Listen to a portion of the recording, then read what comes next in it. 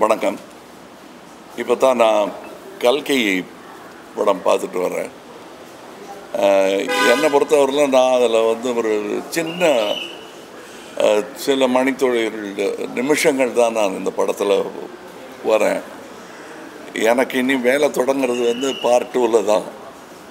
அதனால் நான் கிட்டத்தட்ட ரசிகர்கள் பார்க்குற மாதிரி தான் நானும் இதை பார்த்தேன், வியந்து பார்க்குறேன்.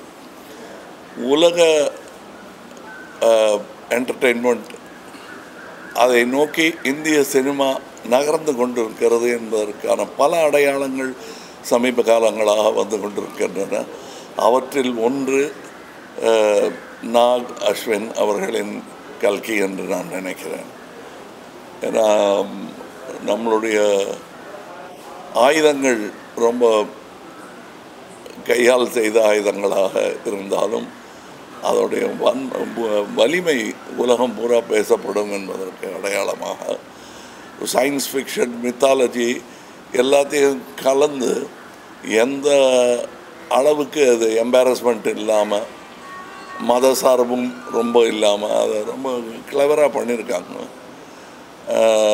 நான் மித்தாலஜி படங்களில் நடித்தது கிடையாது. நான் மனிதர்களோட வாழ்பவன். அதனால் இருந்தாலும் ஒரு சுவாரஸ்யமான கதையை இவர் சொல்லியிருக்கிறார். கதை சொல்லிகள் என்று வரும்போது இந்தியாவுடன் போட்டி போடுவதற்கு கிரேக்கம் போன்ற, சைனா போன்ற நாடுகளால் தான் இயலும். மற்ற கல்ச்சர்ஸ்க்கு அவ்வளோ கதைகள் கிடையாது. அந்த கதைகளிலிருந்து செலக்ட் பண்ணி செதுக்கி எடுத்து ஒரு ஜனரஞ்சகமான படத்தை உருவாக்கி இருக்கிறார். ரொம்ப பொறுமையுடன் அதை எல்லாரையும் பொறுமையுடன் அழைத்து வரவழைத்து அவங்கள இதில் பங்கெடுத்துக்க வச்சுருக்காங்க. அமித்ஜியெல்லாம் எந்த பட்டியலில் சேர்க்கறது, இளம் நடிகர்கள் பட்டியலையா இல்லை பழம் நடிகர்கள் பட்டியலில் சேர்க்கறதாங்கிறதுல குழப்பம் வர்ற அளவுக்கு அவ்வளோ பிரபாவமாக பண்ணியிருக்காரு. இதில் வரக்கூடிய இது ரெகுலர் ஒரு ஆந்திராவில் இருந்தோ அல்லது வடநாட்டில் இருந்தோ ஒரு படம் வரும்போது ஒரு டுவேட் எத்தனை இருக்குது, ஃபைட் எத்தனை இருக்குதுன்னு, இதில் டுவேட் எத்தனை இருக்குதுன்னு கேட்டால் இல்லைன்னு கூட தைரியமாக சொல்லலாம். ஆனால் ஃபைட்ஸ் எக்கச்சக்கமாக இருக்குது. இது குழந்தைகளை எண்ணி எடுக்கப்பட்ட படம் மாதிரி தான் எனக்கு தெரியுது. நீங்கள் என்ன தாடியில் கொஞ்சம் வேலை தெரியுது, நீங்கள் குழந்தைகள் படத்தை ரசிக்கிறீங்கன்னா எல்லாருக்குள்ளேயும் குழந்தை இருக்கிறது என்பதை நினைவுபடுத்தும் ஒரு படம். இது ரெகுலராக வர்ற பாட்டுகள் அந்த மாதிரியெல்லாம் பண்ணாமல் வித்தியாசமாக ஆனால் ஜனரஞ்சகமாக செய்திருக்கும் ஒரு முயற்சி. இந்த முயற்சியில் என்னாலும் கைகோர்க்க முடிந்தது என்பதில் மகிழ்ச்சி. இனியும் இந்த கூட்டு முயற்சி தொடரும் என்பது தான் எனக்கு மனதில் சந்தோஷமாக இருக்கிறது. அடுத்து இன்றைக்கி இங்கேருந்து நேர சிங்கப்பூரிலிருந்து தொடங்குகிறோம். இந்தியன் 2 இங்கேருந்து ஆரம்பித்தோம், சென்னையிலேருந்து ஆரம்பித்தோம், பம்பாய் போனோம். இப்பொழுது அடுத்த பயணம் அதற்கு தொடங்குகிறேன். ரொம்ப சந்தோஷமாக இருக்குது. இதை பற்றிய செய்திகள் எல்லாம் உலகெங்கிலும் இருந்து வந்து கொண்டிருக்கிறது. நல்ல செய்தியாக இருக்கிறது. இது இந்திய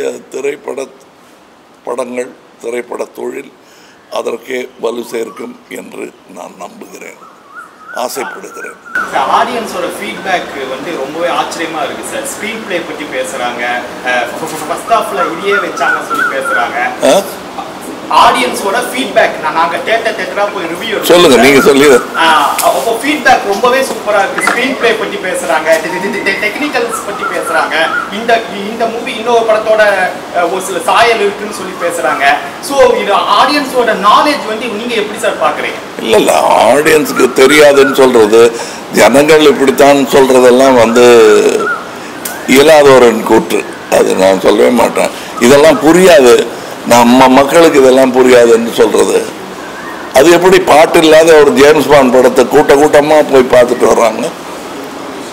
பாஷையும் புரியாமல் நல்ல டெக்னிக்கு தமிழனுக்கு புரியாதுன்னு சொல்கிறது ஏற்றுக்கொள்ளவே முடியாது. மொழியே இல்லைனாலும் தமிழர்கள் நல்லா இருந்ததுன்னா பார்ப்பாங்க. நான் சின்ன பையனாக இருந்தபோது செம்மீன் ஒரு படம் மொழி மாற்றம் கூட செய்யப்படல, சப்டைட்டில் கிடையாது. நான்லாம் 2 வாட்டி பார்த்தேன். எதுக்காக பார்த்தேன்னு இப்போ கேட்டால் எனக்கு சொல்ல தெரியாது. ஆனால் எல்லாரும் போய் பார்த்தாங்க. சென்னையில் 100 நாள் ஓடிச்சுன்னு நினைக்கிறேன், அது ஞாபகம் இல்லை. அதே மாதிரி தான் நீங்கள் மரோ சரித்திரா என்ற படத்தை எந்த டப்பிங்கும் இல்லாமல் தெலுங்கு படமாகவே அது இங்கே ஓடி இருக்கிறது. நம்ம தான் கலைக்கு மொழியை திணிக்கிறோம். அதுக்குள்ள சினிமா என்பது தனி மொழி. அதற்கான உதாரணம் இதில் தெரிகிறது. அந்த மொழி தன்னுடைய பலத்தை இன்னும் அதிகரித்து கொண்டே இருக்கிறது. வழக்கமாக இருக்கக்கூடிய பண்டிதர்கள் சொல்லும் சினிமாவிலிருந்து மாறுபட்ட சினிமா அது. ஒரு பக்தி சினிமா இப்போ எடுத்தா இப்படி இருக்குமான்னு சொல்ல முடியாது. ஆனால் அதுவும் இல்லாமல் இதுவும் இல்லாமல் சயின்ஸ் ஃபிக்ஷனையும் இதையும் சேர்த்து செய்த கலவை நல்ல யுக்தி என்று நான் நினைக்கிறேன். ஏன்னா தேவையில்லாத கேள்விகளை இதில் கேட்கவே முடியாது. அந்த கேள்வி கேட்பதற்கு நேரமே இல்லாமல் இது புனை கதை தான் என்று தைரியமாக சொல்லி ஆரம்பிக்கும் போது கேள்வியை கேட்க முடியாது. நன்றி.